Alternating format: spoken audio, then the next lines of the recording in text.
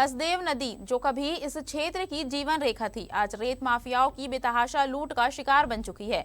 नदी के किनारे बसे कई गांवों में खुलेआम अवैध रेत डंपिंग हो रही है, जबकि भारी मशीनों जैसे चैन माउंटेन और जेसीबी का इस्तेमाल करके नदी का सीना छलनी किया जा रहा है।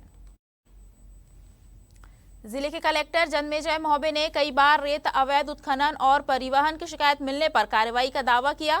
उन्होंने राजस्व, पुलिस और खनिज विभाग की संयुक्त टीम को निर्देशित कर रेत के अवैध भंडारण पर रोक लगाने का आदेश दिया, लेकिन हकीकत यह है कि टास्क फोर्स केवल डंप रेत को वापस नदी में डालने तक ही सीमित है और माफियाओं के नेटवर्क पर कोई वास्तविक शिकंजा नहीं कस पा रही है।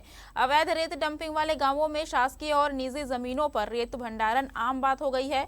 न तो ग्रामीण इसका विरोध कर रहे हैं और न ही जनप्रतिनिधि कोई आपत्ति दर्ज करा रहे हैं। इस मौन समर्थन से माफियाओं का हौसला और भी बढ़ता जा रहा है।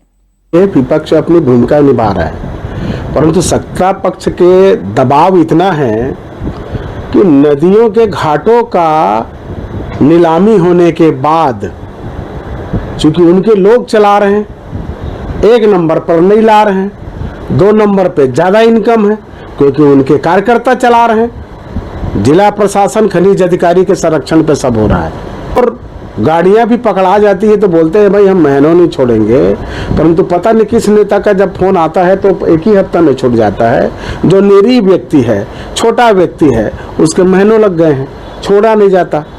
ये तो कुल मिलाकर कथनी और करनी में फर्क है। राज्य सरकार के इशारों पे, ऊपर के नेताओं के इशारे पे जिला प्रशासन चल रही है। ये रेत का अवैध उत्खनन में लगभग 1 वर्षों से, लगभग 10 महीने से इतनी कार्रवाई हुई है और बड़ी कार्रवाई हुई है। न केवल माइनिंग डिपार्टमेंट के माध्यम से गाड़ी आसानी से छूटती नहीं है, गाड़ी में फाइन मैक्सिमम वो किया जाता है, इम्पोज किया जाता है और रेत उनको वापस नहीं दी जाती है। रेत को हम वापस नदी में डालते हैं। अभी आप लोग ने मुझे बताया कि कहीं पीथमपुर या कहाँ पर रखी हुई है, नवापारा में, तो वहाँ भी हम नदी में उसको ट्रांसफ़र करवाएं। माइनिंग डिपार्टमेंट को बोल दिया हम कि वापस डलवाएंगे।